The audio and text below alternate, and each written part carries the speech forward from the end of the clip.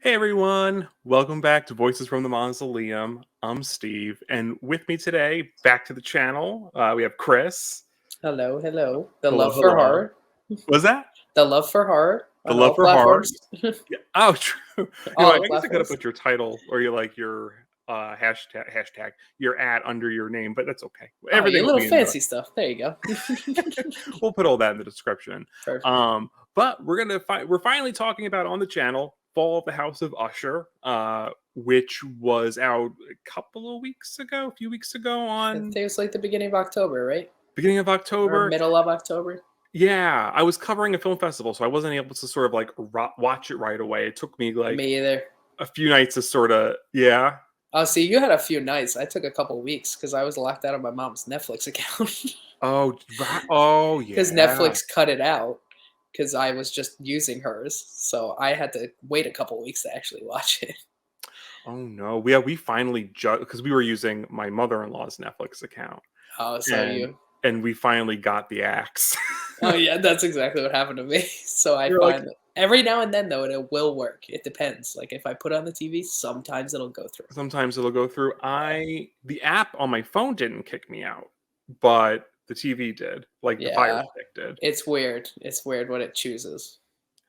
I don't know. Yeah, but yeah, I mean, I get it from a business perspective, but for us, it's like, oh, come on. Yeah, there's so many other platforms we can all go to. Like Well, nobody that's else the treats us thing. like that. There's so many streaming services that we have to like keep up with. I mean, granted, at least like back in the cable, like we cut cable, now we just do internet and YouTube Yeah. TV and all this streaming, but we what was it? So you don't have a contract, right? Nope. Sort of like so you're not stuck with something. Yep. So that's the Exactly. only like I guess good thing. You can kind of sort of, you You know, can go anywhere, find kind of go movies. anywhere. So why don't we sort of, but well, before hopping into, because we're going to do a little bit of an episode by episode reaction, kind of break it down by each Usher family member. Uh, but Chris, just sort of general thoughts and reactions as you were watching this show. Well, for one, when I finished that show, the only thing I can think of is that Mike Flanagan does not miss. He always understands the assignment. This is his fifth one now, fifth Okay. show on Netflix, because I think he had Hill House, Bly Manor, Mhm. Midnight Mass. I He think did the so. Midnight Club, and I think this is now the fifth one. Yeah. And this man hits everything on the dot. He's an amazing storyteller. He adds the perfect amount of horror into each episode and each series. Ones are a little higher. Like I think Mhm. Hill House has a lot more horror compared to like Bly Manor, but Bly Sure. Manor's story is so beautiful. And this was a wild ride. Like I like Edgar Allan Poe. I've read some stuff in the past, Mhm. but I didn't think it was going to go this well. I binged this in an 8 hour span. That's amazing. Every single episode I watched in one single night. Because I couldn't stop. It's so good. I I don't had to blame keep you. going. Oh my gosh. Yeah, like even just sort of like I think I watched it in maybe like 2 or 3 episode chunks about. Okay. And that's sort of how I did it over a few nights. Just because if I watch something at too late at night, I'm like I'm like conking out. Yeah, that's probably how I would have watched it, but my girlfriend had to go to work. Yeah. So I was just home alone and I was like, well, I mean, I need something to do. And Netflix actually worked. So I was like, Mhm. well, while it's working, I'm going to binge all of it, get it all done. I was up until 2 a.m. I think I I finished mean, it. pre-Parenthood, I watched all of his stuff in a day. Like Hill Yeah. House, I remember doing in a day. Blind Manor, probably. Definitely. Midnight Club might have been a 2 night thing. Midnight Club and Midnight Mass. Both of those I think might have been split. But Yeah. either way, like super bingeable, all of his stuff. Absolutely. But you're Absolutely. totally right. I never really consider myself a fanboy for most things, but I'm 1000% a Mike Flanagan fanboy. He's incredible. I don't know what it is about him. He just knows what he's doing. And it's Mhm. just beautiful. Yeah. Well, I mean, just like you said, the storytelling. I think I mean that's a completely repeat everything that you just said. Yeah. But I mean, the storytelling, I think what it is the characters. I mean, I think he Hmm. just does such a good job at, even if it's a character you're supposed to hate, you just love hating them. Yep. Because he just creates such compelling people. Yeah, I fully agree. I think another big thing is I love that he's using the same actors and actresses. Hmm. If you notice, like when you're watching all these different stories, it's helping the actors and actresses too, because you just see how like I can't even think of the word. Um, like all the different like parts they can play. Their range, Yeah, right? range. That's the word. Yeah, their range in all of these different stories because they're not playing like the same type of character. Oh, Like if you look at Kate Seagal in this, where she's just this badass woman in a power suit in every mhm. single episode. But then you go to like her just playing someone more quiet in Midnight Mass who has some troubles and stuff like that. Like Yeah. he's really giving them all a chance to just show their range, and they clearly all work very, very well together. Like they are, Oh, yeah, absolutely. and I'm happy that now you're get like this movie specifically. You got the mix of everybody because you have to look at Vic in here. She only played in Bly Manor. She was Mhm. with Hill House, and Raul was only in Midnight Mass. So it's nice that they put them all together now. He's like, Mm. here you go. You were in this production of mine, but I'm gonna put you in this one with everybody who was in that production. Oh, you Yeah. forgot Raul was in Bly though. He was Oh yeah, oh yeah. the He cook. wasn't Bly. He was. I just think of And the mustache. yeah, and then you have the people who are in every single one, you know? Right. And I'm not complaining because No, no, no. if I see Kate Seagal on screen, that's all I need. So, She no, could but I be know. on it. She could be in every single thing. Oh my gosh, she's amazing. Right, even back to like Hush, right? Yeah, And phenomenal. like I'm thinking what else? I mean, she wasn't in Gerald's game, right? No, that was Um Carla. Carla was in Gerald's game. Carla, and she's another one who's phenomenal actress. The range Hmm. is astronomical with her. She I is think crazy even good. more so in this, right? We Sh really see her. She was one of the most powerful. That's most powerful performance in my Yeah. opinion for her. Like this was crazy. She played it so well, and her acting was phenomenal. It made you really feel like it felt like sometimes you were talking to her. You're like, Mhm. she's talking to me. Yeah, I'm sitting here watching it, but she's talking to me for sure. I mean, she could do a monologue like no one's business. Absolutely, It's absolutely. very much, and I hate to. I always feel like when I say this, I don't mean to just always crap on American Horror Story, but I feel like Mike Flanagan has tapped into something that show really tried to do, and there's Yeah. a lot of parallels here. Like he can write a monologue like no one's business either. But I'm Mhm. thinking like back to like even like the high times of American Horror Story, right? Like the Jessica Lange monologues and all of that, The best ones. right? Which are the best. We But don't I feel talk like about the new ones. we don't talk about the news, but like yeah, but like this is feeling like consistent, like season 1, 2, 3 of American Horror Story, but even higher. Yeah. I would say it's even more elevated. And I don't mean that in like a elevated horror kind of. Yeah.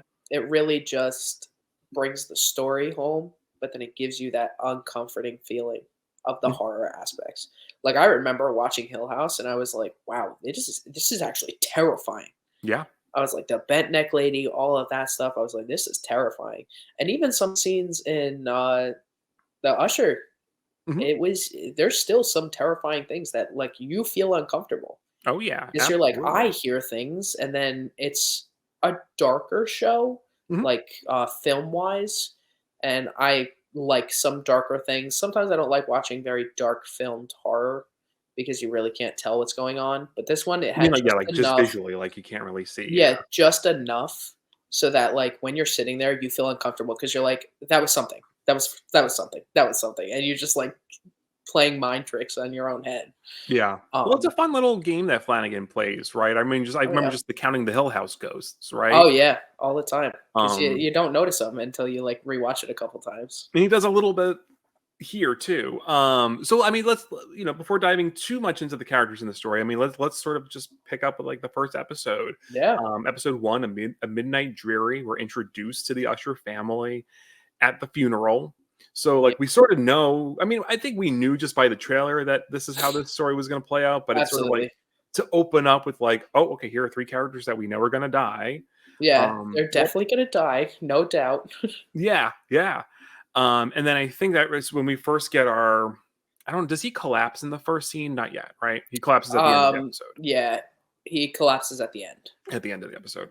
Yeah, So we don't see the jester at the beginning just yet, correct. but we're introduced to the family, and then it's sort of like there's like multiple timelines that we're playing at, right? Mhm, Because then we also sort of get the setup with Roderick Usher and Dupont, and mhm, he reaches out to Dupont to say like, all right, I'm finally going to tell my story. So we get our framing for this season, absolutely. sort of. So this the D is it DA district attorney. Yes, now he was, because Right. he wasn't always. No, no, no. But in the Yeah, flashbacks, no. yeah, But in this, yeah. So in this timeline, he's the DA, and he's thinking he's finally gonna nail the Usher family. So we get this yep. kind of set up, and then Roderick starts to tell the story about him and Madeline as kids, In the and creepiest house ever. in the Creepiest creepiest house. house ever. Well, he. That's the first thing I saw, and I was like, "Where are we?"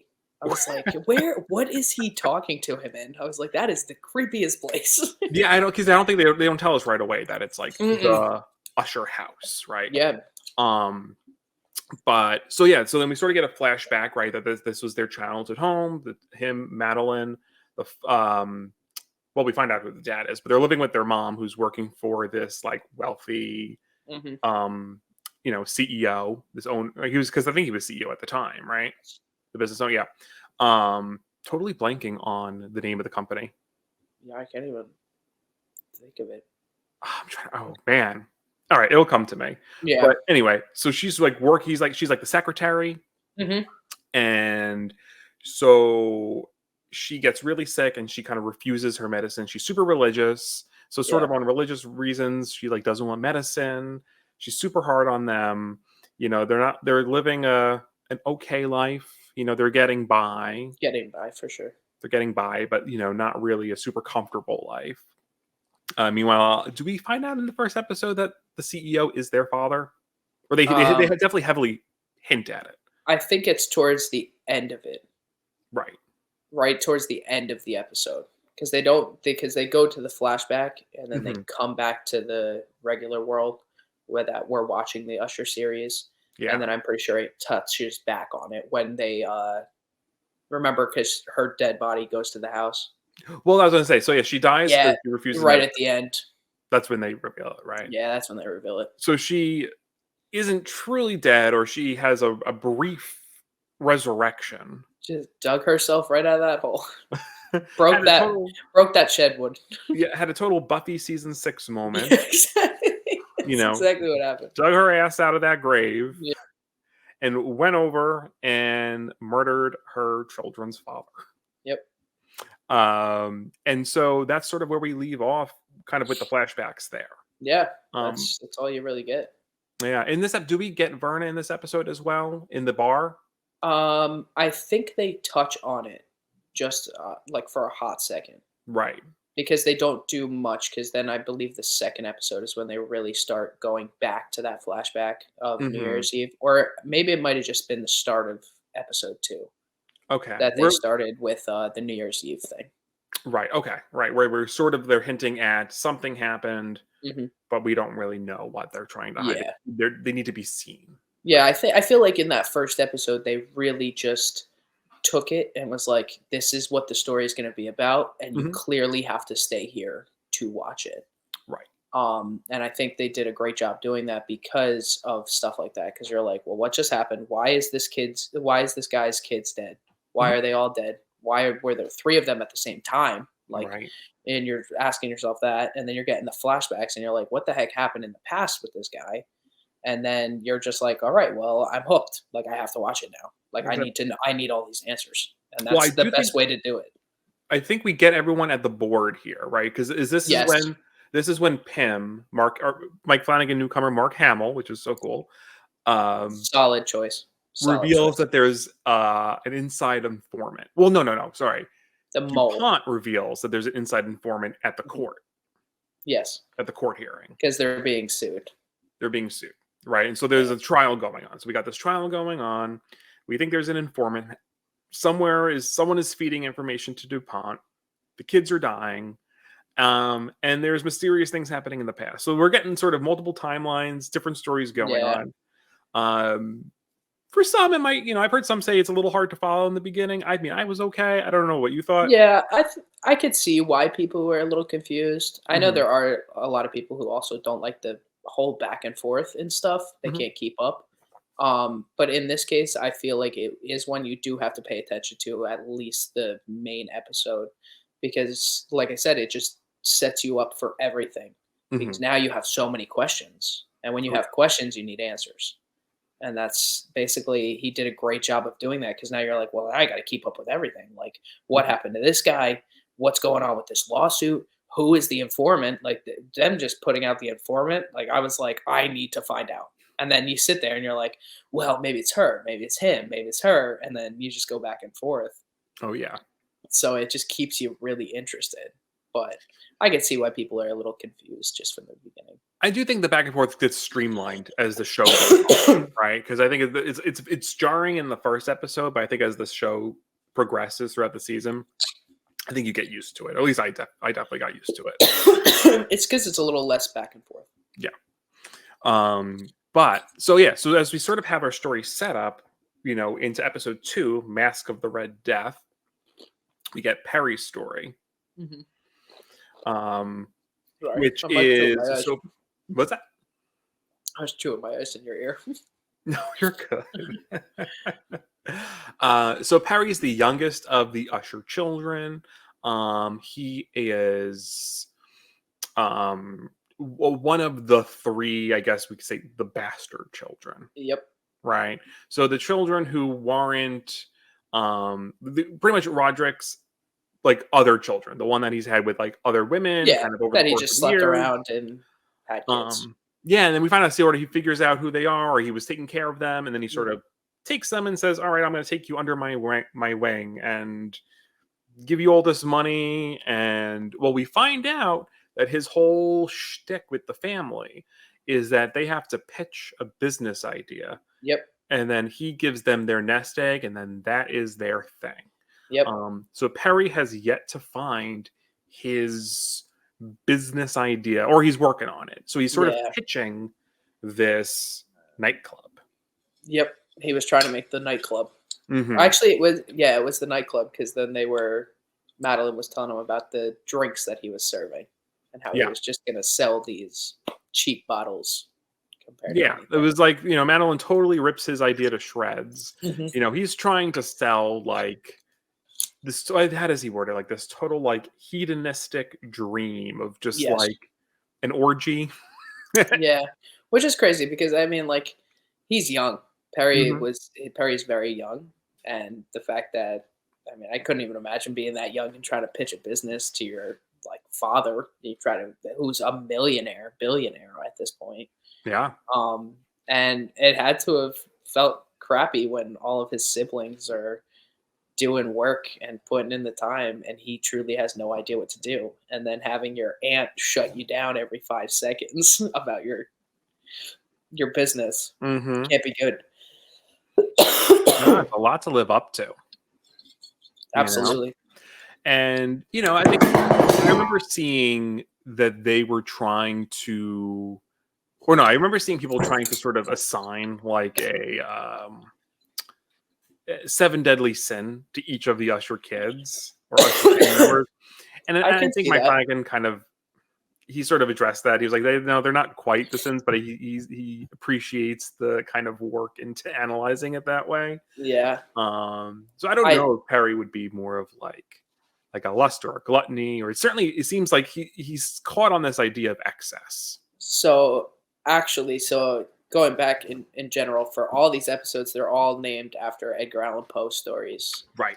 And what I loved about it is because they all relate beautifully to the name of their title. Hmm. So actually, for Perry's for the Mask of the Red Death, in Poe's story, that's actually basically the whole statement is it's about how people, no matter how wealthy, are safely sealed behind the castle walls. cannot elude death.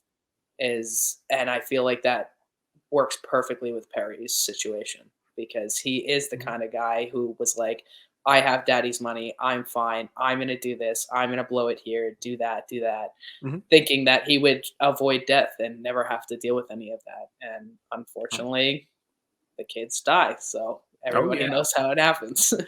And, like, this is for me, this was, like, the most brutal death of the 110%. series. 110%. Of That any one, of the Flanagan universe. oh yeah, that I don't know why in my head after speaking with a ton of people that have watched it, now it makes more sense. But I didn't even put it together of what was coming out of those. Oh, Like yeah. I never put it together at first. I was like, oh yeah, no, it's just gasoline and somebody's gonna light it. I didn't even think going back to the whole chemical thing. Right, so, yeah, so the whole club is all these buildings were shut down, and then we find out that they were storing, right, chemical waste up in these tanks, and really without testing it, he was like, "Oh, there's just water up there. We're gonna do this big wet orgy at the end of the Yeah, of the exactly. event." Um, and I remember, so there's this moment, right, at the club. So Verna comes in, she's like, I mean, Carla looks amazing. She's got this mask, Phenomenal. like, just comes strolling in. Oh, and not to mention, right, we didn't even talk about that Perry sort of seduced his sister-in-law to attend this orgy. Yeah, which that was confusing for me at first, but then Hmm. to come to find out that it's been going on for a long time and it wasn't just that one instance Right, because right. they did have that conversation towards like Roderick's scene, Frederick's scene and everything. Um, but yeah, that's exactly what happened. He seduced his sister-in-law to come, and Yeah. she went, not no problem. Yeah, no problem, right? She's going to this, like, masquerade event. But yeah, so Verna comes in and sort of, talks to Perry and sort of gives him, well, this is what's really interesting, and I guess we could talk about it here, where Verna gives each of the Usher children sort of an easier out. They're gonna die Absolutely. regardless, right? But they sort of get this easy sort of like, it doesn't have to be this way sort of moment. Yep. She pre-warns them about every single kid. She pre-warns about the death. Hmm. And you see that throughout all of the episodes. You see that she's talking to Perry about this situation.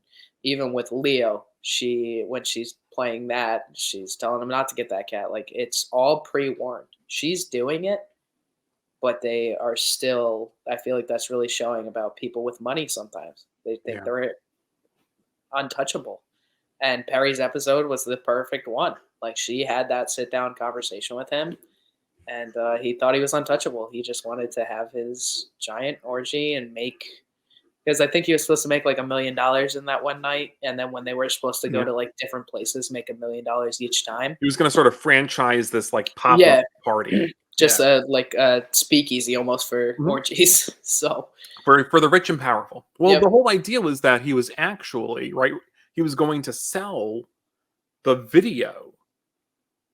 Oh yeah. Because remember, so his friends backstage also had monitors, and they were showing sort Yes. of like, oh, that person's an athlete, or that person's a senator, or that person, right? Yeah, I remember that now. Yeah, 'cause they were gonna use it as like blackmail too Yeah, and yeah. So get they really a lot had a of money. whole scheme set up, um, which is so wild. So really, it's sort of like so many of the Usher children also sort of deserved, and it wasn't just beyond the sins of the father, so to speak. They all sort I of had their own I thing that they agree. were doing, you Yeah, know. Harry was definitely he was up there. But so I love this one moment, and we'll go on to the next one.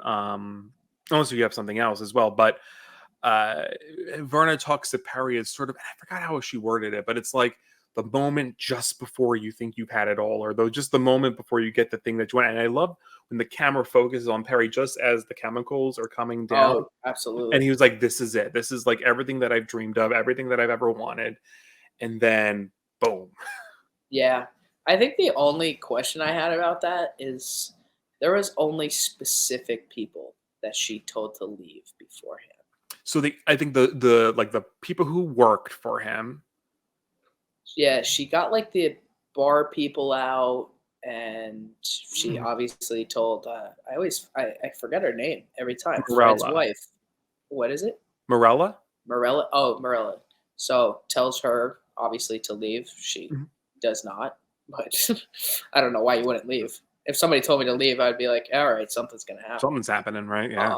But yes, she just kind of left it to whoever was there doing their thing, Mhm. which was interesting because like, were they doing something else that would cause them like that you wanted them to die I'm with wondering Perry? all the people that showed up, right? I mean, I'm wondering if every person who maybe attended this party had questionable history, right? That's what I was thinking. Like, it Ye has to be something like that because you only sent the employees out. But if you think about it, the employees took the job to work at this thing. True. That, and I mean, maybe they didn't know what was going on Yeah. as a whole, and they're just like, just serve these people drinks.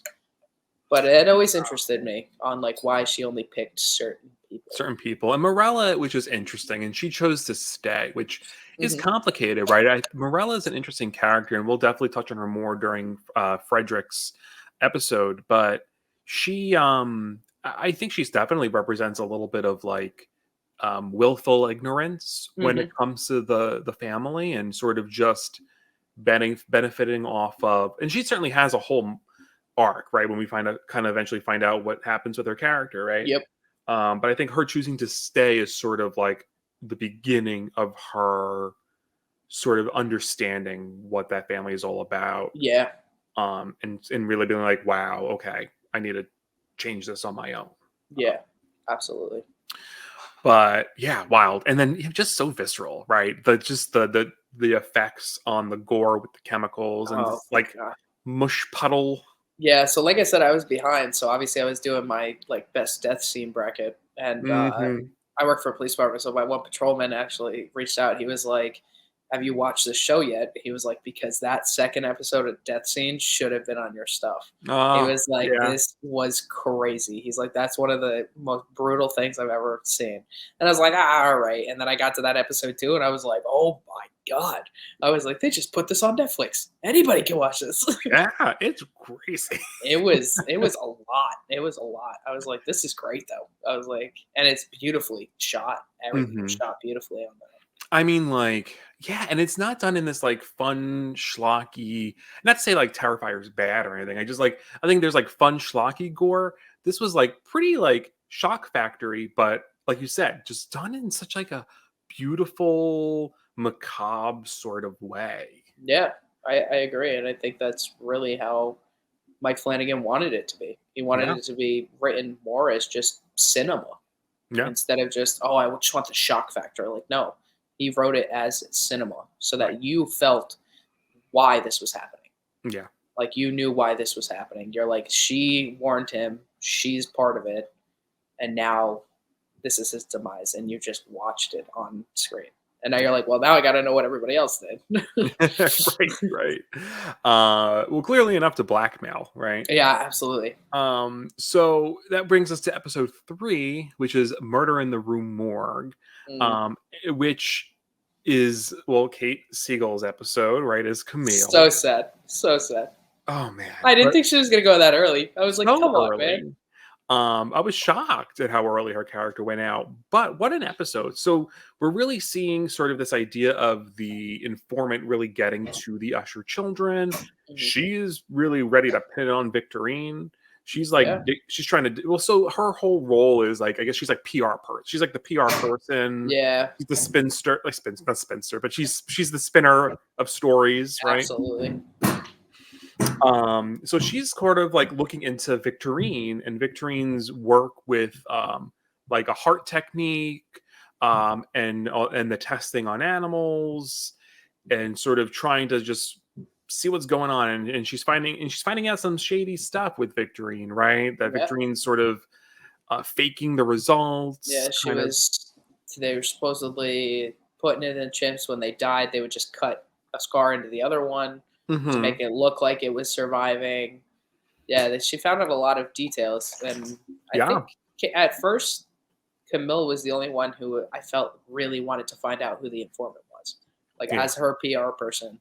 Like she had her little like henchman doing all these research, and you never really saw that from a lot of the other kids throughout the series. I feel like No, she not a made lot of made them. it her mission, right? Yeah, it was like her thing. She was like, they said there is a like mole, I'm finding it, Yeah. and everybody else just kind of went on their way, and they were just kind of doing it, and they were fine with it. Well, what's interesting, right? So for Perry, right, if his thing was like money and excess and safety in the wealth, certainly her safety was in like information and people, Absolutely, yeah. right? Because even down to like her assistants, who she used to dig up information, she used for sex, she I used That was the most wild reveal. I don't know why I did not expect that coming to the it. assistant Like threesome. when they were in bed and she was taking off her shirt, I was like, "Where did this just go?" I Well, when was they like, enter her place and just immediately go to the bedroom and they just start like stripping, I'm like, what is "Yeah." this? You're like, "I didn't sign up for this. What? I didn't sign up for this." Absolutely wild. And then the whole thing is like I guess they signed consent forms and like NDAs and all of that. Yeah. But I mean, I guess I guess did they know going into this job? It was in the contract. I'm assuming. I mean, Camille has. Hmm. You could tell that she was the kid that is the most strong-minded, strong, Yeah. independent female. Hmm. She was not. She was going to get to the bottom of everything. She didn't care what she had to do to get there. She Yeah. will her way to the top, and she's going to be powerful. I mean, you could tell just by even the costume designs for this whole entire show. She Hmm. is a platinum blonde, straight hair, power suit every single episode. Oh yeah. When you see women in power suits all the time, you know they mean business, and that's what Absolutely. and it worked because it really showed you what kind of person Camille was. Yeah. She was a powerful woman who was This was my favorite costume and wardrobe for her absolutely. I in think she looked phenomenal. all of her roles. She looked phenomenal, and it perfectly described her character for anybody watching. Oh, but you're so right. I mean, because like the whole idea of the costume department or wardrobe department is you're supposed to also kind of tell the story within the wardrobe Mhm. and get so much of that a point, like that, so much of that across through the Yeah, costuming. I think you're right. and that's actually a really fun Easter egg too. Is that if you notice? I mean, you might have to rewatch. I'm gonna probably do a rewatch, but every kid actually has their own like color throughout the show. Hmm. Which I think is awesome when they do stuff like that. So like anything that relates to them will be like whatever that color is. So like you had Rod who was like Fred who was blue. Hmm. So he anything usually he would be wearing blue or it would be around him. Then you have like Camille who has silver and white. Those are her two colors. Tammy was obviously very green and gold. Um, Leo had some yellow all the time. Perry, red, obviously. He was all red.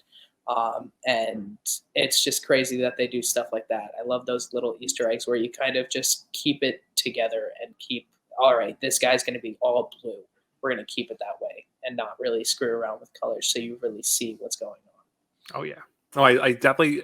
I mean, I think especially with it became obvious with Tamerlane with all the green, and I was Oh, like, yeah. I think it really shined through, and I was like, oh wait, yeah, wait, they all had colors, didn't they? Yeah, there was a lot of green with That Tammy. that's sort of when it clicked for me. I was like, oh wait, they're doing a lot of this on purpose. Yeah, like, I think back because I was like, "All right, how many times did I see Leo in yellow?" And his yellow would be, like, a plaid shirt with other colors, but then, Hmm. like, with Tammy, it was like, green, here's more green." She's Right. wearing a full green shirt, and you're like, "Okay, I get it, green." Get She likes totally. green. She likes it, I get it. He loves the green. Well, that's Yeah. like, me and my husband always laugh when we watch like Golden Girls episodes. Each of them always had Yeah, the color for that episode. It might not be the same color from episode to episode, but none of their wardrobes look the same, exactly. Yeah. you know. But, But yeah, this was a good episode, yeah. and that's another thing too is, I have all my fun facts going back to Edgar Allan Poe. Make sure everybody So I keeps up. mean, you are now the resident Edgar Allan Poe expert here. Yeah, like I So said, I like reading those stories. I'm not a big reader, but when it comes to anything mhm, horror wise or dark like that, that's the kind of stuff I like. So I like this episode specifically because actually the murder in the Rue Morgue, that's actually where Camille and Dupin are actually together. So that mhm, is an original book from them.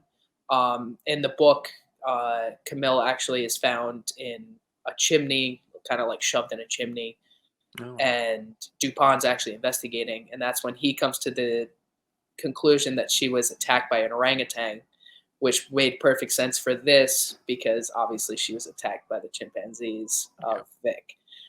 Which I think was cool though, because obviously not every story is the same. Like all these names don't always match up.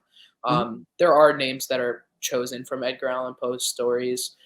There's also some stuff that he just chooses because he can. Like Mike Flanagan just chose stuff that's could have been like, oh, could have been Edgar Allan Poe's wife or stuff like that. Right, there's a lot of just Um, references. exactly, Yeah. but it all does connect in each episode. So obviously, the Rue Morgue, you have the orangutan attack on Camille. This is the only one that's just spot on with the name and the Mhm. death, which I think is awesome. That Mike Flanagan really paid attention to what he was reading and writing into it.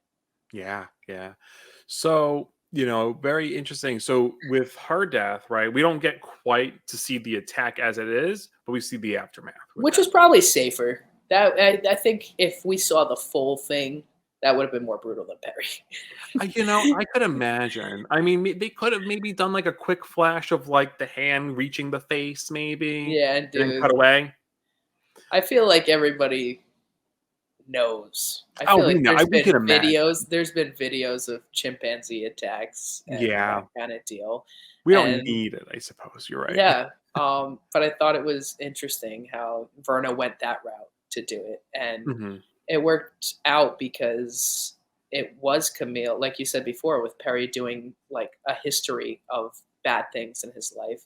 And you have Camille who's out here trying to attack her sister and breaking into her lab Hmm. and messing around with things. And Verna was like, yeah, I mean, like, guess it's time. Like, I'll just use one of these monkeys and you'll be good to go. That scene when she hops up on the table, right? I remember that from the trailer, and I was It like, creeped me "Ooh, out. It yeah." creeped me out. I was like, I never thought that Carla would be hopping up on a table like that. Just whole I mean, again, like going to her range, right? Sort of even the physicality of her performance in this show, down to that, is like phenomenal, She is crazy. She right? is crazy good. Her range is insane. Like I can't wait to see more because Mike Flanagan's gonna put out more shows. We're all waiting for I know this was the last one he's done in Canada. His him. current studio. Uh-huh. This was like the last one. I guess maybe he was contracted for so many, or there was a Probably. But obviously there's got to be. I mean, I know he's got some movies coming out next. Yep. He's got two movies. And then who knows what else. I'm sure now that the strikes are over, we'll find out more. Can't wait. So okay. Oh, the one last thing is I love when she says at the end, she's like, "Or fuck it," or something. At least I got mine. And she takes the Mhm. picture, and I was like, Mhm. okay. Sort of just accepts her fate. But that described her perfectly too. Like I Yeah. said, independent. She already had two siblings. No, one sibling died. Clearly, somebody's after them. She knows what's going on. Yeah. She figured it out. What are you gonna do at that point? You can't do anything. You know That's it. you're gonna accept your fate She because accepted the fate. She's going out doing what she wanted to do. yep, she's Yeah. still the independent badass woman she wanted to be from the start. Yep. So that brings us to Leo's episode, The Black Cat.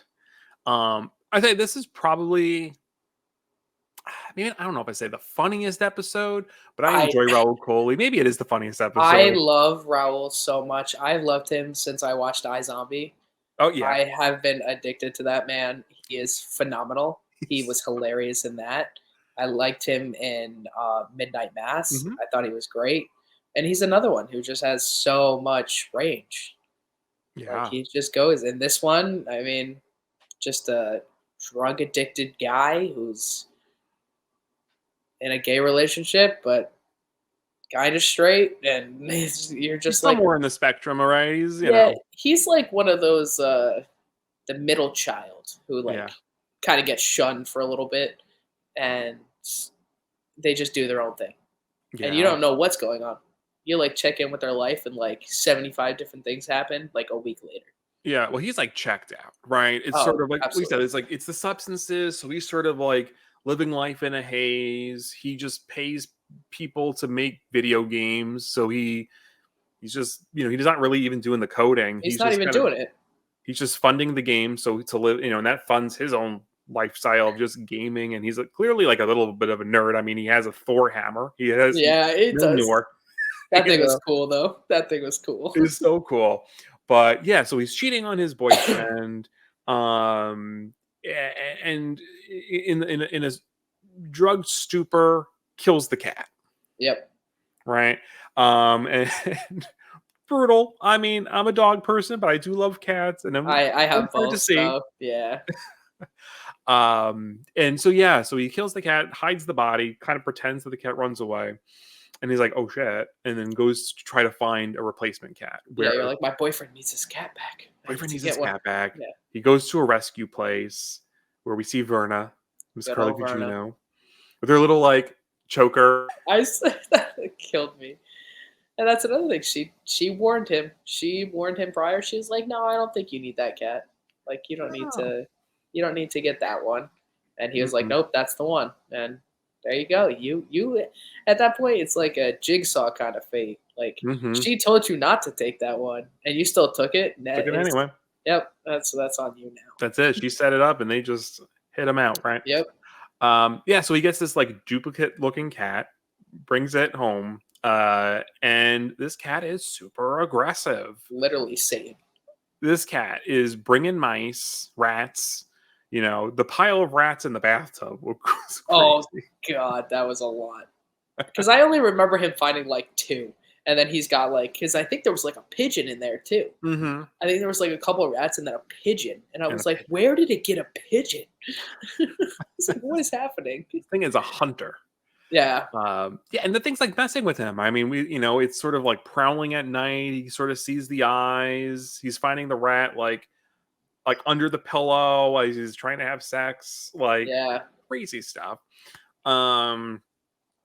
And then the cat, so ultimately, just to kind of fast forward a little bit, the cat gets in the walls and he's like looking and just wants to take out this cat that's tormenting him, and takes Mjolnir, this Thor's hammer, just starts going to town on the apartment. On his walls. His probably like $20 million apartment. Man. Oh, the damage, Oh, God. I can only imagine how much it costs to fix that. And I think once again, it's just storytelling because if you remember, Leo was so heartbroken about Camille. You could tell that Camille and Leo were one of the closest together. And I think that really fed into this episode because you knew he was going to go off the rails with his drugs even more because now it's more of a depression thing. And he's going to try to heal it with drugs. And now when you're taking more drugs, now you're just going to start getting crazier and crazier and crazier. And then you're taking Mjolnir to your walls, just looking for a cat that you didn't even want. That's not even your cat. Yeah.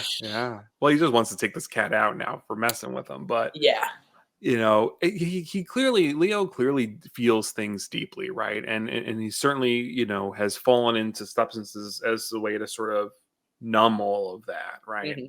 I would say I don't know if he would necessarily be. I mean, I would say other than maybe Victorine, who really tries to keep it together, he's probably the most emotional of the Usher kids. I agree. Yeah. Right. He's or he's expressing his feelings a little bit more freely than most of them do, or where everyone else tries to really kind of keep an image. Yeah, because he was very vocal, especially when they handed him that sheet of what he should say to the press about Camille's death. And that's when you really saw how emotional he was as a human being. Yeah.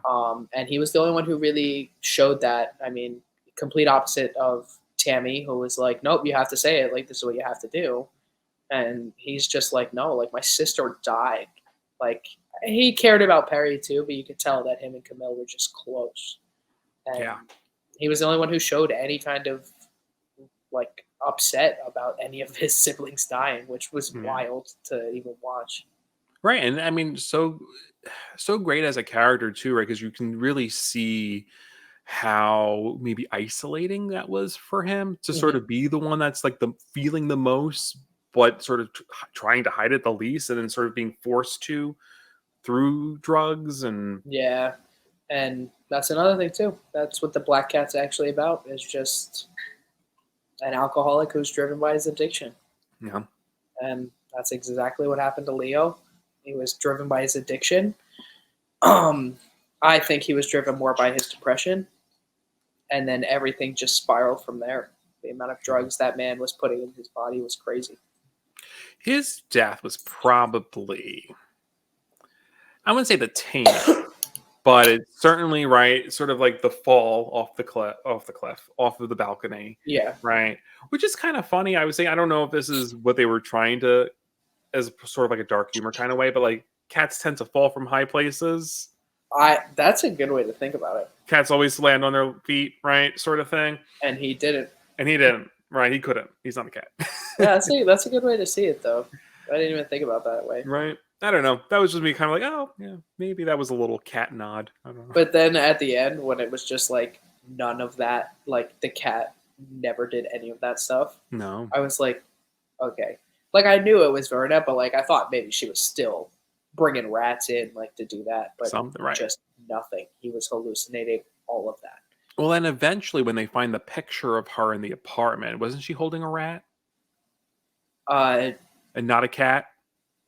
was she? I don't I remember seeing someone say in the picture she actually wasn't holding a cat. She was actually She holding, looked scary in that photo. yeah. That was the most terrifying like photo I've seen. I gotta go back and look because I think Yeah. I remember Oh. seeing someone say that there's actually when he sees the photo or when it's taken, it looks different, and when everyone else sees it, it looks like something else. Oh, yeah. I'm just gonna rewatch it. Right, totally worth a rewatch. Yeah, absolutely. General thoughts on Leo's episode before we move on? Oh, it was a good episode, It was but yeah, like you no, said, definitely more comedy. I think so. Right. You get that comedic. You know what? Fourth episode, halfway through, got to give a little comedic relief. Absolutely. And it's not just because I will say once we get to Goldbug has one of my favorite moments in the show. Goldbug was wild. The I think one of the wildest episodes is the Telltale Heart. Yeah, that was on another level. I don't know. I never saw any of this coming. I don't know why I didn't think of it, but that was one of the most wild episodes. I mean, I think it does the story justice for sure. Like Oh, being absolutely. this new sort of version of because I think everyone is very familiar with the Telltale Heart. I think of other than the Raven, I think this is probably one of the other like most famous stories from Poe. Mm-hmm. And so yeah, so this follows Victrine and sort of the troubles between her and her girlfriend, who's also the sort of I guess main surgeon. Yeah, I think she would just be the main heart surgeon. She's the main heart surgeon for this program of this like heart device. And Vern comes in as this potential patient. Yep. Verna, yeah. Crazy. And the makeup department on that, she looked so much like older. Totally different character. At first I was like, is that her? And then I was like, wait a second, that is her. Mm-hmm. I was like, am I still watching the same show though? But yeah, so Victrine finds like her like ID and her other information, and it's like, yeah, okay, you're a candidate. Let's get you on, and she would be the first, right? And sort of Victrine pressured to find results for Roderick. Yeah. To kind of continue kind of meriting like the funding for this program. And really pushing this woman into being sort of the guinea pig. Yeah, because I mean, if you remember, she told Roderick. I mean, she didn't tell Roderick, but I forgot. I think she told one of the siblings. She was like, "It's not ready. It's not going ready." to happen. But Roderick was like, "This needs to get done now. You need like a human go." And I remember Vic told him like, "Yeah, no, we're going," and it's not. It doesn't work. And you think back to Camille talking about everything she found out about this. You're like, this is obviously not going to go well. Yeah, at all. Oh, and I think this is also because this falls a little bit later in the season. There's so much backstory, and like this sort of got to develop over the last several episodes. Yeah, absolutely. And so certainly, like we know that she's kind of facing results. Her girlfriend is like, well, I think she even faked her signature, right, on Yeah, some of she the did. trials, She right? did. And so this blows up, and I love this sort of cliffhanger of like she's about to leave the house. Victorine grabs what's like a statue, Yeah, I think it was like just like a stupid little statue or some like an little award, thing, probably. yeah, tosses at her. We don't see it connect just yet. It's sort of just kind of No, I don't think we ever saw anything connect. I think they eventually they show it at the end. well, yeah, yeah, at the end, but I mean, like, I don't think they ever show it at first about the connection, and No, it sounded like a door closed yeah, in it, so you're like, "Alright, well, she's gone. It is what it is." Like, hmm Vix this whole Telltale Heart episode, I felt like I was just high watching it the whole time because I was like, "I don't even know what's going on," because and everything just yeah. coming out, and you're like, what is going on? Like, did I miss something?" And then when they connect it, you're like, "Oh my god." Well, because she's clearly like unraveling Victorine, like Oh, under the absolutely. pressure, Especially and when she starts hearing the things, well, the the sound bumps. design on the squishy heart, That was a lot. it was so good. Well, at first, I didn't even like, it didn't click in my head of what it could be. Like, I thought she was just hearing something. Like the drip, it didn't sound quite like It's a heart, right? it Yeah, sounded like dripping, and I guess because when they put it in the monkey, they showed it for a very short time. So you really didn't get that in your head of what that's gonna sound like. You just knew what they were making. You're like, "Okay, that's cool. It looks like it's just a defibrillator for a heart that's gonna keep a heart pumping for longer." yeah, But they didn't give like, he gave enough time, but that was one of the things you had to pay attention to because you would have probably connected the sounds further into this episode so yeah, that you knew what she was hearing.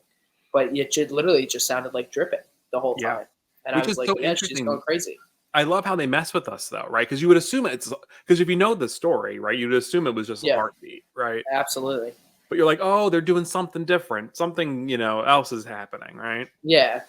Well, because like I said, a lot of the episodes they have like different little things from post stories, so you're like, I don't want to relate it straight to that.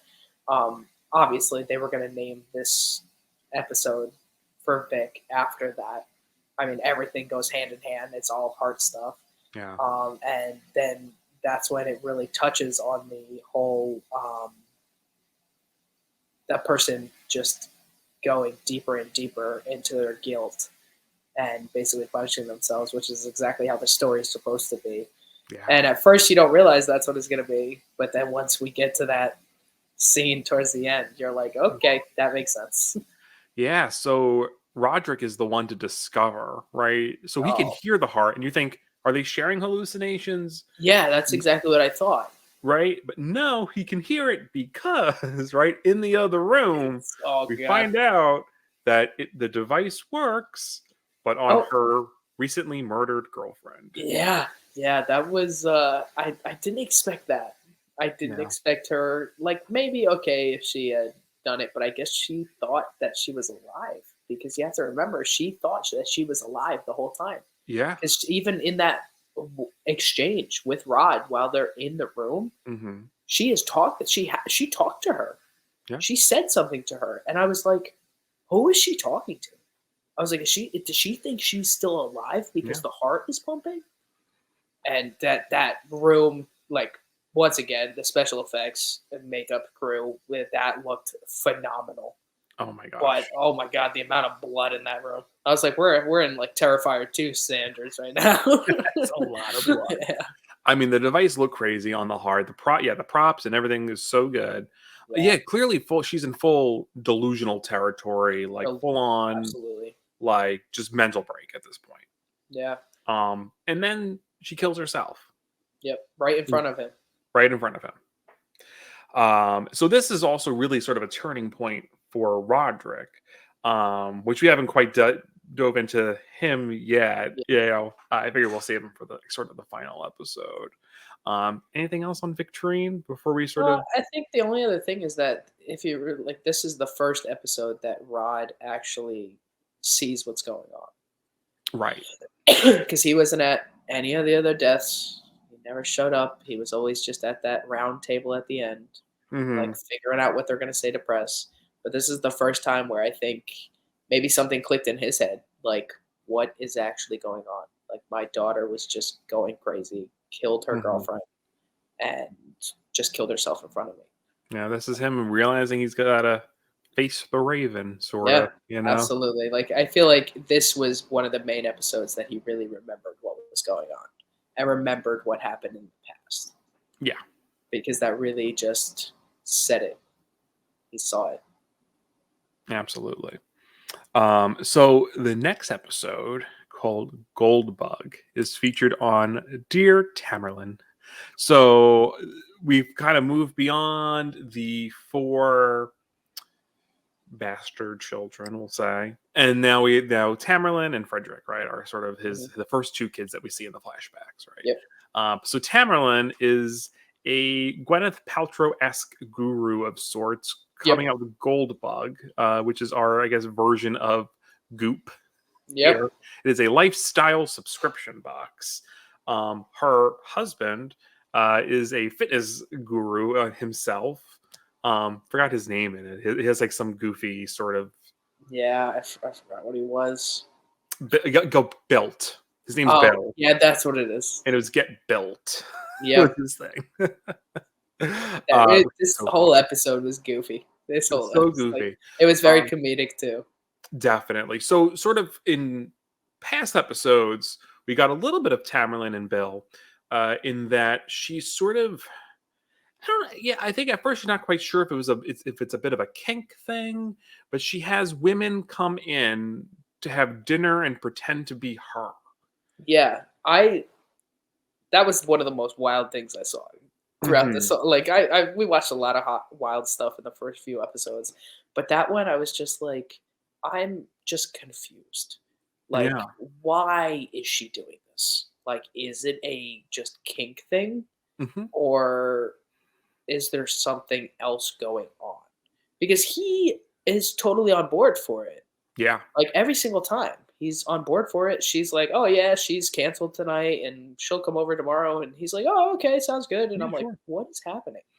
Right. And I think this episode definitely solidifies it's beyond just a kink thing, right? Yeah, Because clearly this is the only way in which she's able to sort of experience deep connection. Like yeah, she's sort of so burnt out, and clearly like there's a lot of pressure for her to sort of make her own name for herself. She's even says like she wants to do something healthy and helpful for other people to sort of negate the pain that her family has had through like their pharmaceutical company. yeah, So there's a lot of pressure she's putting on herself. Um, and I just think just being so, and she's also very uh,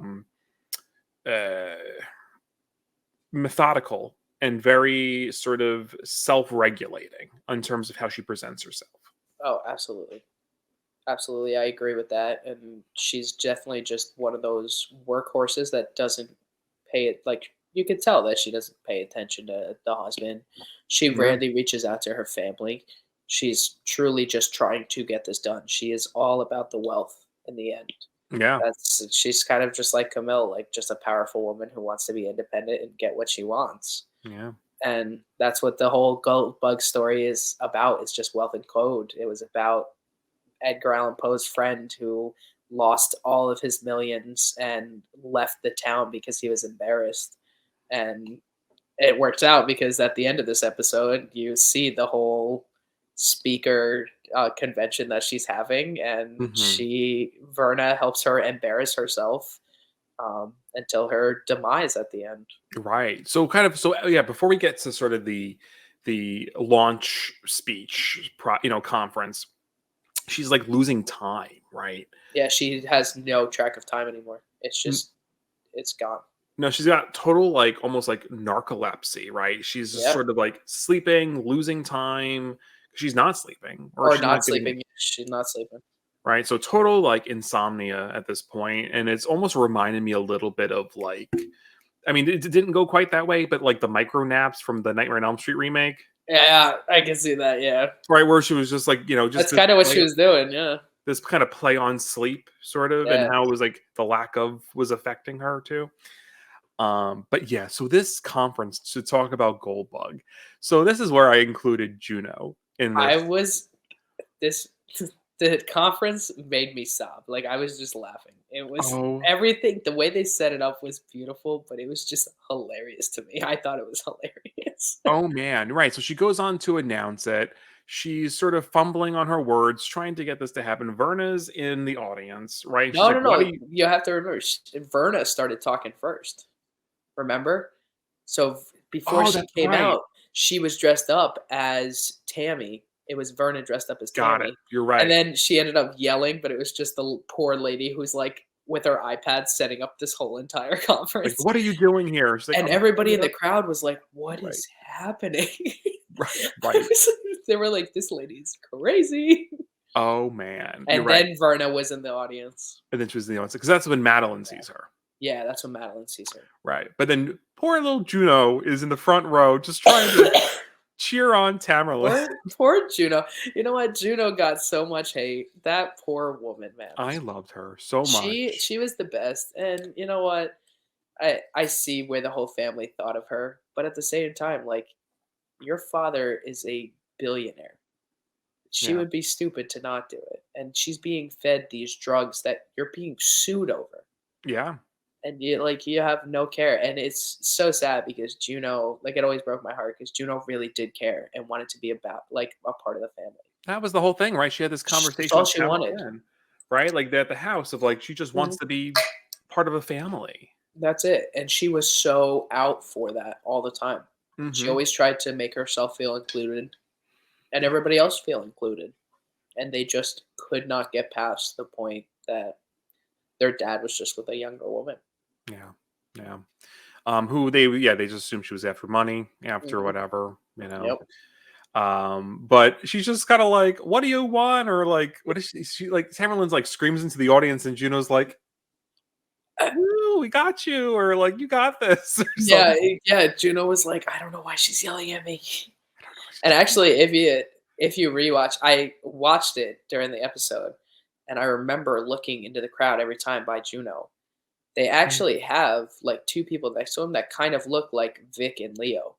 They're Ah, not Vic and Leo, but they kind of resemble them, and I they was look a like, little bit like "Oh." them, right? Yeah, I was like, "That's kinda weird that they would just kind of like." I could see it's like a little almost like an Easter egg because 'cause you're just watching it and you're like, "Wait, that looks like them." Like, Yeah. then this is all like, it's all connected, but it's cool to see little stuff like that where you just get actors and actresses that match those characters and put them in that front row where the audience is going to be looking at Juno because the whole shebang is going when she chucks the what was it, the mic stand at her. Mike Stand. I Oh, was like, poor Juno, man.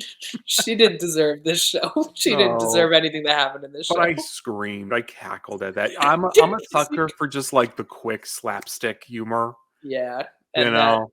that I could see why it was necessary because they really wanted to show you how crazy Tamara was going. Like, Yeah.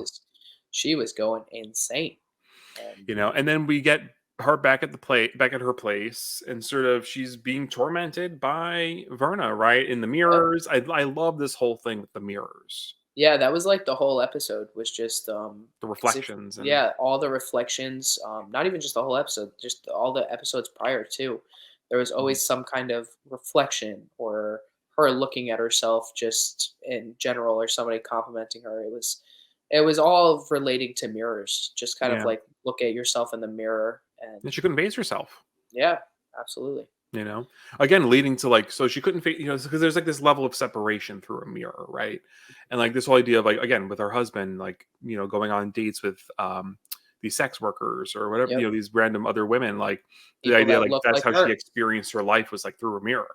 Yeah, it was people that looked like her, every Yeah, person, and that was because remember, Verna was one of the people who came, Verna was because one. then she was in the workout videos with him, and that's how Mhm. they started arguing was because of that he had no idea because 'cause I'm assuming she was never actually there, Right, right. um, and that was the end of that episode. That was a hell of a death too. That, That oh, she whacks the ceiling mirror, and sort of the mirror rains down on her, right? well, what is it? It was at the beginning of that episode when we knew that Tammy was gonna die, but that was Mhm. when Rod saw her body.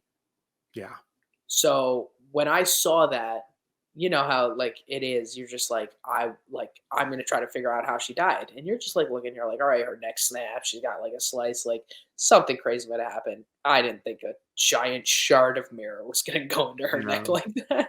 Yeah, we And hadn't even really talked about sort of that whole structure of Roderick seeing, because like, we didn't really talk about Roderick just yet. We were going to kind of cap it with it, but yeah, the fact that he sees all their bodies kind of yeah, in that episode during the conversation with Dupin.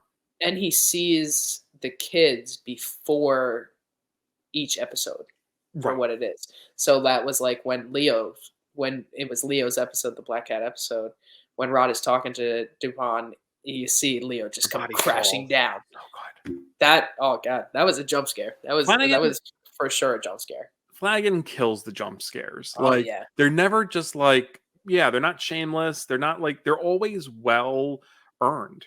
yeah. And then uh, you have just Camille who was like torn up. You didn't know how that happened, And and I can't Perry looking remember. at him face, like when Perry kind of comes down all burnt and melted. Oh yeah, I don't think I think it happens at the last episode, so we'll talk about it in the last Sure, episode. sure. But anything else with Tamerlan before we move on to our last Usher child? No, I think it's just that last guy. So Frederick, the one who deserved it the most. I fully agree. I was so damn happy when that guy What died. this, I mean, a villain. Truly a Oh villain. god. Right. So Morella, so the whole kind of the whole arc of the season for Frederick was that after Morella is burnt by the chemicals in Perry's club, she's in the hospital. Their daughter Lenore is like obviously super concerned. Uh-huh. And so Frederick sort of decides, all right, you know what? I'm gonna bring you home. After he sort of realizes, it kind of puts all He pieces puts all the together pieces together. with like the infidelity and her Yeah. being at this orgy party and, well, or I guess just say orgy. Orgy party, is that even a Yeah. phrase? I don't know. Yeah. Same deal, right? Thing. So he brings her not to help her, but to torture her, Yeah. right? That's all he Um, wanted to do. and he gives her sort of like this, I guess, I don't know, this anesthetic or something that just sort of completely paralyzes her. Yep. He pulls her Um, teeth out. Takes Oh, her teeth out. He's putting pictures of them on the walls, like while full they're running. on, like, oof. Well, because Um, he had the phone. So did he ever actually unlock it though? I don't think so because he was trying, right, with Because her they finger, tried. her face. Because I know Pym wanted that Hmm. because it would have had all the extra information. Right. And because he did try to get her face. But that's why I thought it was interesting because how did he find out about all this infidelity? Did they say how he found out? Because the only thing I can think of is if he Mhm. did unlock that phone and it never went to Pym, and it was just like his little secret that he kept, and that's what kept the episode going. Oh, maybe. I'm totally blanking. It's been a minute. Yeah, Um, I can't remember if if anybody actually told him or if he found out and unlocked it. yeah, I don't anyone watching, please feel free Yeah, in the comments to to remind us. I'm sure I need to know. we didn't know. But I mean, I'm definitely gonna rewatch it. Yeah, it's hard to remember every single detail, but I can't remember if it was someone else found it, if it had to do maybe with the security footage that Perry had, or Yeah, I can't remember. I can't remember. Or Vern pushed him and gave him information. Verna Oh, did it maybe. I don't know because Vern didn't come until the end to see him. for him now. Yeah, like until the end of the episode when he died. I don't think she. No, because she was like, "You did this all yourself." Like, Yeah, I don't think she ever really addressed him until the absolute end yeah, because that was when he decided that he wanted to tear down the factory, hmm, and I think that's the only time Vern is there. yeah, I don't think she ever like all the other ones. She kind of pre-warned them, but he didn't even get a pre-warning. no, because she was like, "You don't, you didn't deserve it. She literally was like, "Here's the needle. Go to sleep. You're dead. You Like, deserve this." Yeah. suck it up, buddy." But the whole thing of him like lying to his daughter about getting like specialists and Oh, and- doctors, and she's like, she discovers her mom all sort of locked up and clearly not taken care of. Right? She finds her mom with the teeth pulled yep. out, and oh boy. I Um, that broke my heart because Lenore was she's a solid character. I mean, the She most innocent of all the ushers, literally. absolutely. But also just caring, right? I mean, she cares the most. I mean, I know we talked about kind of Leo being the most emotional, but she certainly is the most free. She expresses her opinions, she expresses Mhm. her feelings, right? Sort of untethered by like Yeah, not seduced by sort of the wealth and all of that. absolutely not. Yeah, she was never a part of that because she always asked, like, Fred, like, "Oh, like, is this what's gonna happen for the rest of our lives? Like, Mhm. am I gonna die? This and that." Yeah, And it's something that she didn't want in the first place. Like, you could tell, like, she didn't want all of this extra wealth because I think she really did see what it was doing to her dad. absolutely. And her Um, grandfather, who she had a good relationship yeah, with. yeah, I think she saw the way it was there and was like, "I don't wanna be a part of any of this. Like, I No. didn't want this. My dad's an Yeah. asshole." Like It is interesting how she also is like Roderick's sort of like grounding person. Yeah, You know, she's yeah. sort of like the one innocent person in his life that he's sort of super protective of. Mhm. Um, so before we obviously we're gonna hop into them. So the end of Pit and the Pendulum. So Frederick is sort of trying to keep everything under wraps about these buildings, the chemicals, all this extra controversy that would take down Yeah. the Usher family. Um, but then sort of he himself gets paralyzed Yep. from Vern. And yeah, and as they she mimics his voice, right? Yep. Yep. On the On radio. the radio. Yeah, and she's like, "All right, ready to go, all Yep. clear, knock it down." All Uh, clear. oh man, and as this building's coming down and the pendulum itself sort of what was it was just like an arch thing, right? It Yeah, was I think it was just an arch, but yeah. it was like a Saw. Wait, what is that? Saw 3D when they do that Yes. pendulum? That's what it reminded me of. Was it Saw 3D? It was one of no, there was the one it Oh no, the was like 4 or 5. It was yeah, one of no, the because Saw Hoffman. 3D has the one where she's coming down and they're just going back and forth with their own Yes, saws. Those the guys. public one. I'm trying to think. It might have been Saw 3, It was maybe. like 4 or 5. It was like the one of the Hoffman ones Yeah, it has Hoffman in it because he that he set him up in the rigged. yeah he set him up in the pendulum. Yeah, and it like That's was meant to he was meant to fail it, yeah. essentially, yeah. And that's all I thought of when I was watching it, but I think it was just so savage of Verna to just lay down like this, like, next to him, just having a conversation about, Yeah. like, "Yeah, well, it is." She was basically just giving it to him straightforward, like, "Yeah, buddy, you did this to yourself. Like, you You did earned it it. to yourself." Yeah. Trying to think of what else I got on here. And then I think it actually, because I said it might have came up in the last episode, I think it might have been at the end of this episode before we got into everything. Because this is the moment that I think when Rod's in his office Mhm. and he got those eyes, I'm pretty sure that was the end of this episode. And when He he's gets the talking, Egyptian eyes. yeah, and when he's talking to all of his dead children, and that's when you can tell that like Rod has lost it, completely gone. He's talking about these Egyptian eyes, Mhm. and then you see in the background him just casually talking to all of his dead All the children. ghosts of the dead kids, Yeah, right? and I think that's, like, really touching. You're like, "Alright, well, this ending episode is gonna be crazy because 'Cause you're Right, like, because that's the turning point when he calls, uh, Dupont, "Yep." That's right? exactly what he calls him. And he was like, "Meet me at the house." Yep. Yep. All right, so this leads us to we're going to talk about like our 2 final Usher members, right? The OGs, Madeline Mhm. and Roderick.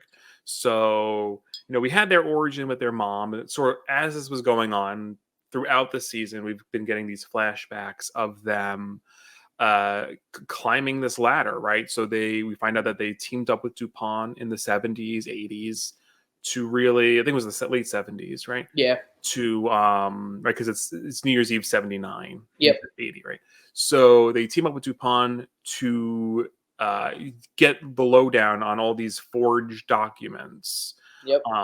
to take down the current CEO I of. gotta figure out what the name of this you keep talking, I'm gonna look up the name of this company because it's gonna annoy me now. Oh, I'm totally blanking on it, but yeah, so they take down the current CEO. And really, sort of this whole thing has been Cask of Amontillado, as Yeah. is revealed. Sort of this whole storyline of like what they did in the past was they pretty much went along with Dupont, screwed him over, got in with the CEO, got in their good graces, and then freaking barricaded him in behind brick and mortar. I don't know what I was expecting, but I don't think that was it. Like to have like a Cask of Amontillado story. Yeah, I don't know why. Like I thought, like yeah, they. Oh, it's Ligadon, by the way. Ligadon. Look at him. That's it. Like with the when all that stuff was happening with the boss, and they were truly going back and forth on Rod trying to decide if he wanted to rat out this company, but wanted to climb the ladder. Um, I knew this boss was going to be part of this whole debacle. Yeah. You knew it was going to happen. They're sitting in New Year's Eve. They're don't tell anybody. Don't tell anybody. You knew something happened. Um, I guess I just didn't think that was going to be the way, especially after seeing in all those past episodes of Rod going down to that basement Yeah. and hearing that bell. Because every time that happened, I was like, "What bell? Like, what is he listening to?" Yeah. Right. And then that final episode, just really putting it all together, I was just like, "Oh my god! Like that is phenomenal." Yeah. Um, and like you just knew. I guess I just thought it was gonna go easier, and they were just gonna like kill him just like that. But instead, they literally set him in that torture box on the wall. Yeah. And what did she write on the brick? Like you're nothing or something, Yeah, or you're so small. yeah. You're so small. That's what it was. Oof, man. So really, so Madeline and Roderick. So they're sort of, I guess, the core of their characters. So Roderick is sort of his ruthlessness, Hmm. right? Because then in that bar on New Year's Eve with Verna, she says, "All right, you guys can have all the success in the world. All you need is when you go, your family goes." Yeah, And the only one that sort of has a moment of hesitation is actually Madeline. yeah. She's like, Madeline "You're the was. one that has kids, not me." Yeah, Madeline was very unsure, and I I mean, that's gotta be a hell of a choice. If somebody came up to me and asked that, I'd be like, "Absolutely not. Like, why would you wanna kill off your bloodline?" Yeah, 'Cause that's what Verna said. She was like, "I'll give you all this wealth right now, but, like, it will be time to kill your bloodline at one point. Like, yeah, it will happen, and that's everybody in your bloodline. It's not just your kids we're talking about, yeah. And her obviously, because whole we know sort what of happens." like morality thing was like, yeah, would you rather like even like the youngest in the bloodline, right? Would you rather live 20 years and afford everything or live 70, 80 years of just mediocrity, right? Or Yeah. something like it was like, wow. And Verna gave it to them straight. It's not like she forced them to do anything. She gave it to them completely straight and was like, "This is the deal." Yeah. And that's how it is. And they, like you said, I mean, Madeline was the one who was very hesitant. Yeah. And if you ever like, and I think that was crazy because obviously Rod already had, I think he had two kids at that time. Yeah, yeah, there was It was Frederick he and just Tamerlane. Fred Tamerlan. If you notice, Madeline never had any kids. She No. never did it. So I am thinking that throughout her life, she probably thought about that deal that they made Well, with she was the Verna. quickest one to like between the two of them, she was the one that immediately was like, yeah, she understood what was going on. Yeah, and it's crazy that she went and remembered this deal and was like, "I'm not even gonna risk making a family for myself." When Rod was out there just taking whoever he can and making kids with them, and now you see all of them die. Yeah. So I think that was a crazy difference of Madeline Yeah, he literally sold compared to his Rod. kids to the devil, right?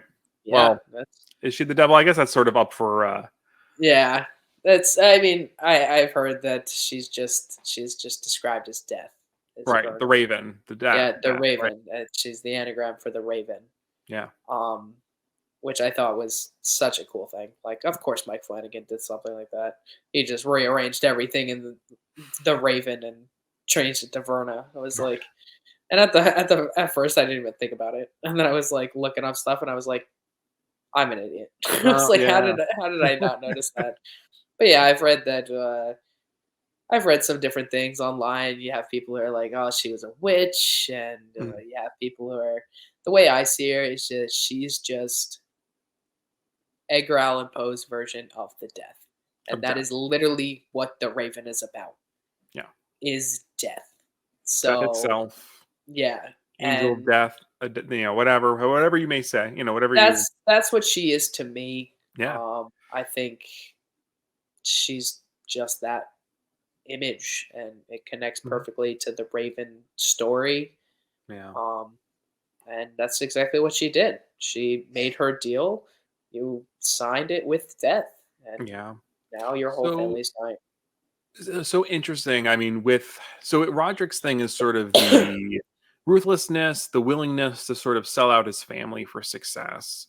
Madeline, her whole thing is sort of obsession with immortality, right? And sort Yeah, of leaving a mark on the world forever or living forever. And we see that sort of in her Egyptian burial rituals, the items that she gets from Egypt, yeah, and well into sort of the end, we find out that Roderick is the one that does her in, yeah. and Roderick. she's the queen or whatever he says, right? Yeah, You're a he's queen.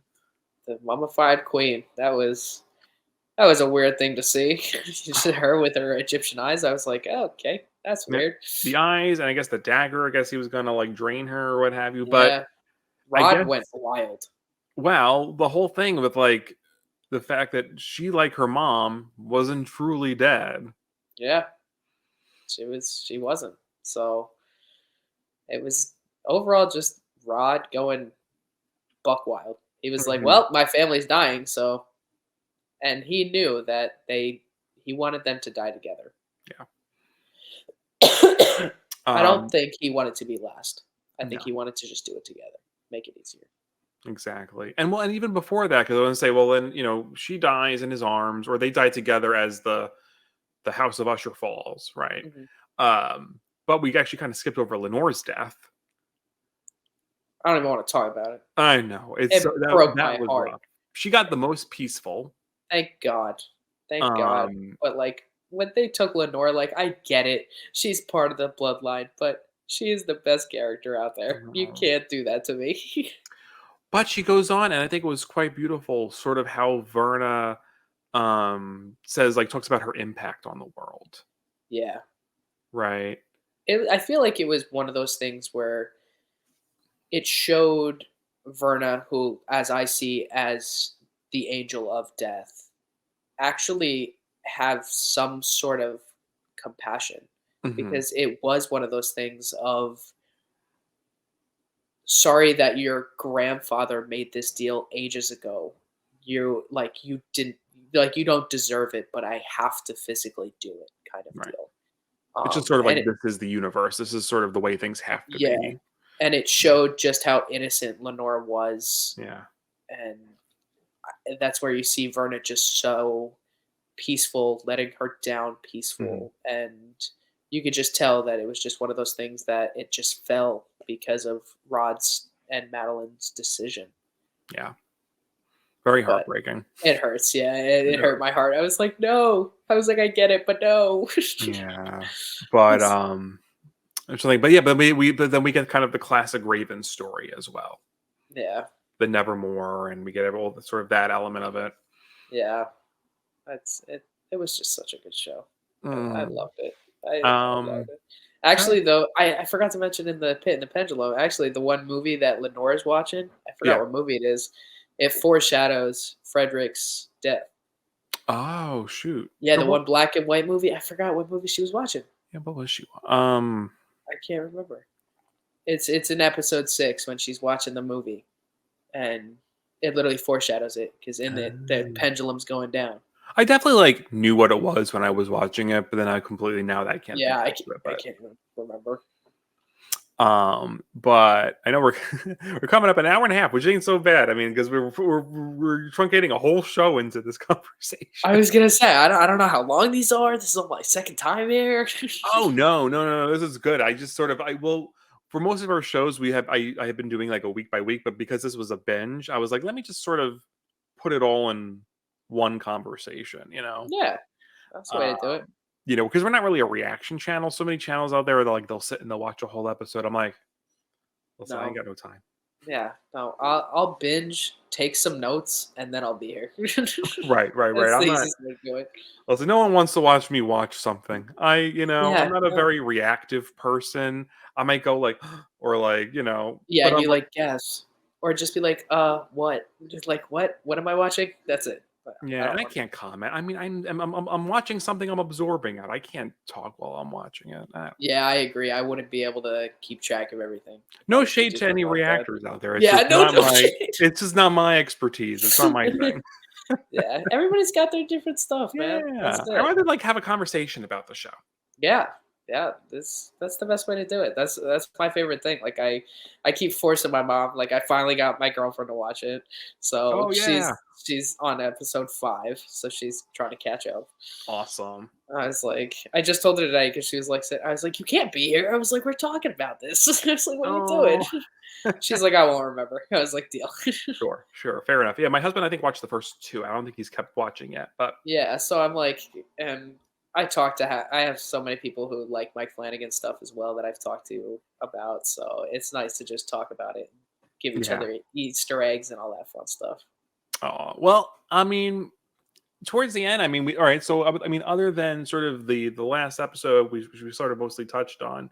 Any sort of other thoughts, whether about any of the characters or No, I think I'm ready for some more shows. more It's Mike hard to Flanagan. find. Yeah, it's hard to find like good horror shows I nowadays. know. I've been watching. I started Goosebumps, Oh, okay. and I'm enjoying it. I actually really like it. The new one, The right? new one on Oh Disney Plus. yeah, I haven't watched it. I read every single Goosebumps. I used to watch Goosebumps when I was a kid. It I was am my just so favorite. surprised how much I'm actually really enjoying it. I don't know how the reviews are. I haven't really looked at the reviews, but like, I love how they're weaving all the story. Very much like this. Okay. I love actually very good. Actually, a very good comparison. It's very much sort of them taking these R.L. Stein stories and creating a singular narrative where each Okay. character gets one of these kind of vignettes that all tie together. Interesting. Yeah, I mean, I have to start that, but like without a spoiler. Actually, it is going to be a spoiler. Maybe is Justin Long still alive? For on where I am, yeah. Okay. All right. Just make sure because you know how his bad luck is in horror movies. Oh, he's such a standout in this. He's so good. Yeah, I love him. I think he's great. It is a shame that like any horror movie he's in, he dies. So that's why I Yeah. was like, well, if he's in the Goosebumps show, he's probably gonna die. So far, he's alive. From All what right. and what I'm like 5, 6 episodes in. Yeah, maybe I'll have to watch that. I've found some good ones like them on Amazon Prime. Hmm. That was phenomenal. I'm really sad that they have not renewed it. That was a wild ride. That's one of the scariest shows I think I've watched. Them is that the one? Isn't Them. Alison Pill in that? Possibly, maybe. Blonde actress. Um. She played Sarah Paulson's wife in Horror Story Cult. Oh, I know who you're talking about, but this was about the black family. Yeah, yeah, yeah. But I think Was they she moved in into that? like a mostly white neighborhood, right? I think might have played a Yeah. neighbor. Oh yeah, she is in it. Yeah, yeah, that I is her. thought right. I remember her sort of being like a creepy white suburban woman in Oh like a yeah, trailer. that was an aggressive show. I it was actually scary, but like I Oh. said, they ended up not renewing it. I was like, Did it end on a cliffhanger? yeah, Oh, and you're that's just like, well, now I need so much more, but maybe somebody will pick it up eventually. well. That's also how I feel about Lovecraft Country. That ended, and that needed so much more. And I read the sequel. He wrote a sequel to it, Matt Ruff, and the sequel book is good. I just wish I was like, oh man, this could have been a season 2, or this could have, Yeah. It sucks when some shows just don't get renewed, and you're just like yeah. I want more. I'd be curious of how Mike Flanagan would handle more of an ongoing show Mhm. versus these sort of one. I mean, I kind of like that he's doing these one-off miniseries because then at least we get a complete story. Yeah, I agree. I like the miniseries just because they are bingeable too. Mhm. And if I wanted to rewatch it, I could take 2 nights to rewatch it, or 1 night if I'm Yeah. really feeling up to it. I've rewatched Hill House and I've rewatched Midnight Mass. I haven't rewatched any of the other ones just because I just haven't gotten around to it. But Yeah, I have to watch. I mean, I was late. I was very late to the Midnight Mass like train. mm, I took forever. So I think it's because I was mixing up Midnight Mass and Midnight Club Oh, right. because I heard some hate on Midnight Club, Club got hate. Yeah. so I wasn't like ready for it. But then my friend was like, "You need to watch Midnight Mass," and I was like, "Okay, fine."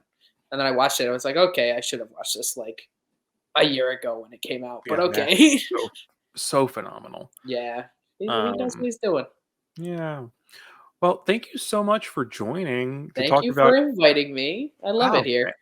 anytime, especially now that I know you're a Flanagan Oh, fan. absolutely. We'll definitely have to talk about his next projects. Oh yeah, we'll come up with some ideas for him. That's what we'll do. Make a whole episode of our ideas. Absolutely. So where? Yeah. So tell everyone your handle again. I'll have it in the description. But It is just the love for horror on all platforms. yep, and I know you do reviews and polls and. Reviews, polls, occasional memes if I'm messing around with them. Usually it's Scream 3 hate, but it's okay. Oh wow, that's fair. That's fine. Yeah, it's just that one, but I don't judge anybody for their opinions. I'm super interactive. I love talking to everybody and just talking about horror movies is my favorite thing to do. That's why And we're all here, right? yeah, if you're down to talk about it and you're respectful and not a judgmental person, then I'm in. We're friends now. That's how it works. That's how it That's it. works. Horror buddies. Yep, that's how it works. All right. Well, and thank you everyone for watching. This has been another TV recap at Voices, and we will catch you again real soon. Bye now. Bye.